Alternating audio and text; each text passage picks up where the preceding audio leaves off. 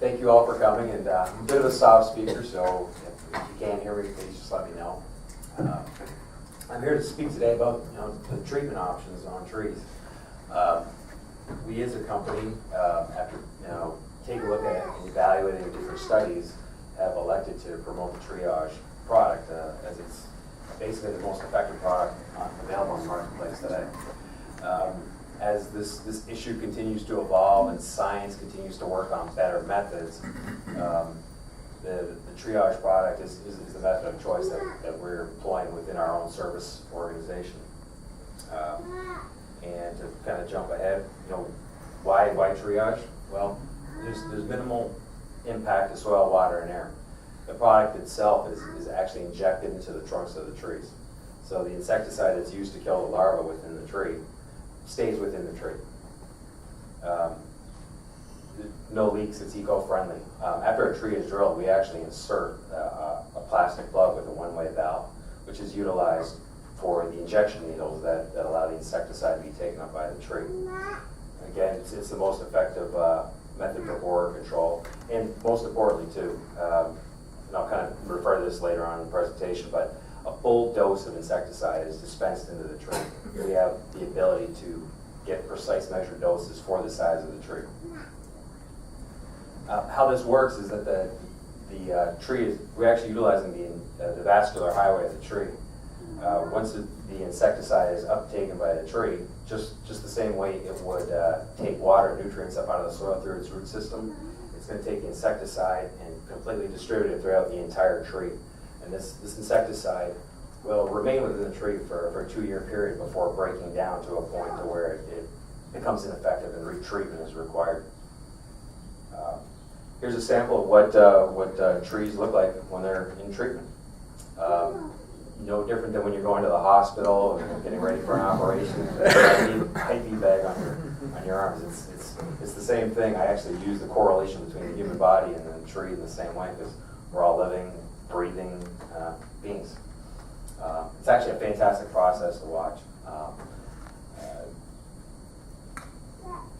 There's a secondary method that our technicians or arborists can utilize as well, where the IV bottles really utilize the tree's ability to uptake the solution. And in this particular method, if for whatever reason the tree is in somewhat of a dormant state, we have the ability to apply some hydraulic pressure to get it up into the tree to get the full dosage dispensed. So depending on the time of year, sometimes this is more practical on the larger trees, which with my touring within Arlington Heights, there's a lot of subdivisions with a lot of large trees, so it makes it a little bit more effective. But triage, what is it? This is kind of an old slide. I've been carrying around this presentation probably since about 2008. And back then, this was a product that was just coming to market. The studies that had been taking place, and it was a very exciting thing because the studies were indicating that 2-year protection was available.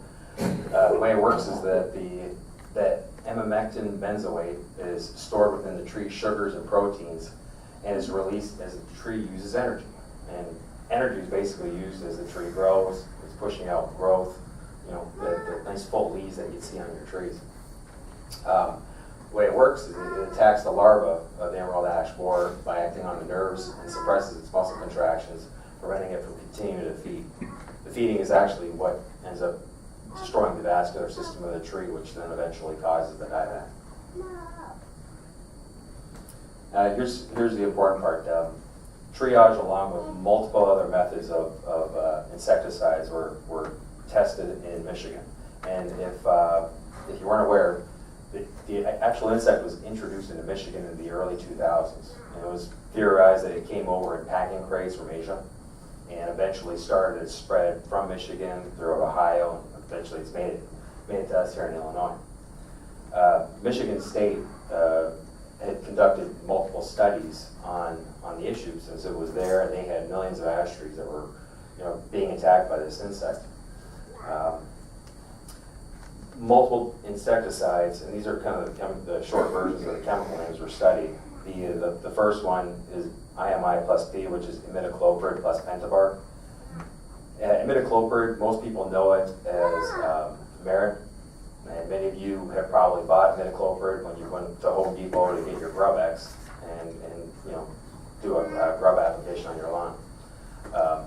That particular method, the materials were sprayed onto the bark of the tree. The pentabark is just an adherent to help the insecticide stick to the bark, and then that allows the tree to absorb it through the bark, similar to the way it would absorb through your skin.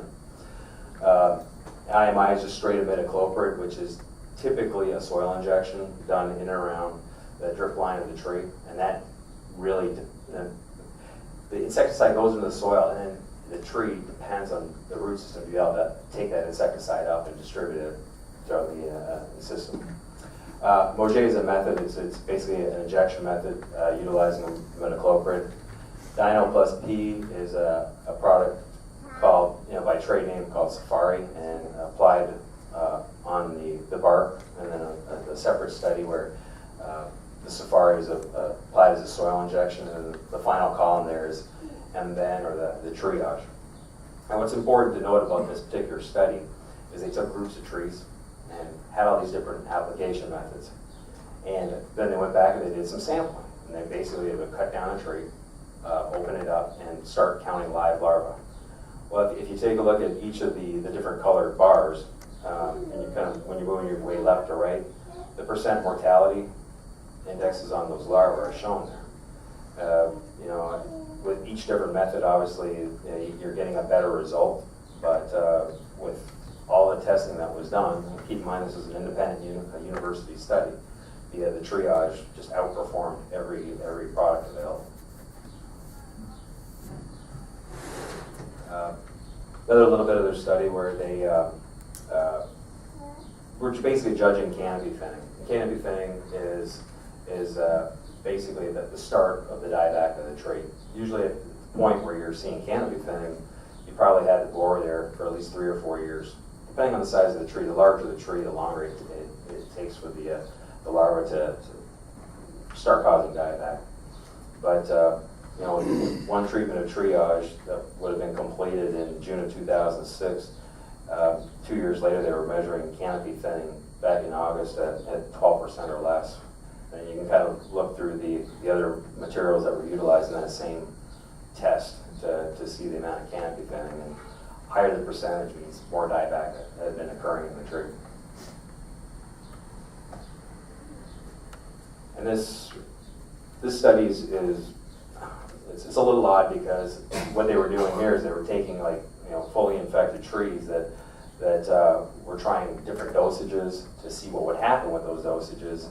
And in a couple of these instances, they were seeing some growth return. Not a whole lot. The percentages are very little, and I'm sure it's, you know, there's that human element where you're trying to judge a percentage that's done by the university studies, but over that period of time, being proved very effective. Now, you know, so obviously I'm obviously very pro injection, and you know, successful injection systems have 3 major goals. They minimize the injection site injury, which, you know, anytime that you open up the bark of a tree, I'm sure you've probably seen sap coming out of a tree. Well, in effect, the tree's bleeding there. By having those plugs go into the tree, and with that one-way valve, that we allow for an entry port for the insecticide without, you know, further harming the tree. We're utilizing a system that the tree already has, and basically getting the insecticide up, and the tree's going to do the work of distributing it through every exterior limb, which is important because the emerald ash borer can feed at any point in the tree. If you've ever walked through your neighborhood and taken a look to see if there's any signs of them, some of the early warning signs, if you're not already seeing dieback, listen for woodpeckers or look for bark stripping up in the trees. You can see bare spots way up high. And that's an early warning sign that there's larvae sitting beneath the bark, and the woodpeckers, they're hungry. They're just looking for worms to eat. They're trying to peck through that bark to get to the larva. So consequently, important to be able to utilize that vascular system to get all the way through the entire tree. And you know, most importantly, that this insect control has a residual which matches pest pressures, because the pests will continue to come. This insecticide will be in the tree, the mating season will occur, eggs will be laid on the bark, new larvae will try and start to feed on that vascular tissue, but the insecticide will be there and preventing any further damage or harm. And to ensure effective control, you have to have the right dose. We actually have to take an individual tree measure in order to, it's right here, to ensure that you've got the right amount of insecticide going to the tree. So we have to arbor tape to get your DBH measure, which means diameter breast height measure, size of the tree. And in that method, we are able to get the right amount of insecticide to protect it properly. Finally, this is a little bit of a summary, but the triage advantages over other treatment methods: flexible volume, effective formulations, precise dosing, very important. We need to make sure that the size of that tree gets the right amount of insecticide to be effective. We can treat difficult areas. With soil injection methods, if a tree's too close to a property and you can't get completely around the drip line, you may not necessarily be treating it properly. With a direct injection into the trunk, we'll always get the right dose into the tree. Environmentally friendly, we're not putting anything into the soil, air, anything else. The full injection of the insecticide goes directly into the tree. With the type of business that we're in, applying pesticides, herbicides, insecticides, there's always a fear factor that something's going to go wrong and that somehow the environment will be contaminated. We're complete professionals. We've been doing this for a long time, and we still understand though the sensitivity of that. And again, from the standpoint of being environmental stewards, that we completely recommend injecting directly into the tree. And finally, one of the most important reasons to go with the triage method is that the village is offering a rebate for those triage injections, which you can't get with any other method. So that's my presentation. Thank you. One last thing. And this, Drew kind of brought this up, but during the course of this year, we've also been doing a lot of learning in terms of the demand for these types of services, and we get a lot of phone calls with a lot of questions, and we actually developed a little bit of a process in order to be able to accomplish the measurements, the actual quotes, because we have to measure your tree in order to know what the charge will be. So if you elect to have us come out, take a measurement, and provide you a quote, what you'll find from me is a packet like this. I'll come out with my arbor tape. I tend to be able to kind of get quick, get a measure. I'll do a quick inspection, because we'll always want to inspect to look for signs of it, look for dieback.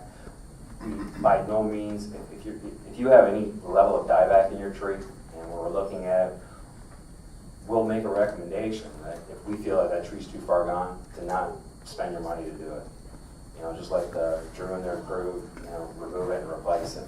That's important because nobody can really judge the amount of damage that's on the inside of that tree. We don't have any machines or x-rays or anything that can tell us how much larval tunneling has occurred in that tree, but all the exterior signs between dieback, bark stripping, epicormic growth, which is a lot of leafy bushy growth near the crotch of the main stems, will tell us how far into it that particular tree may be.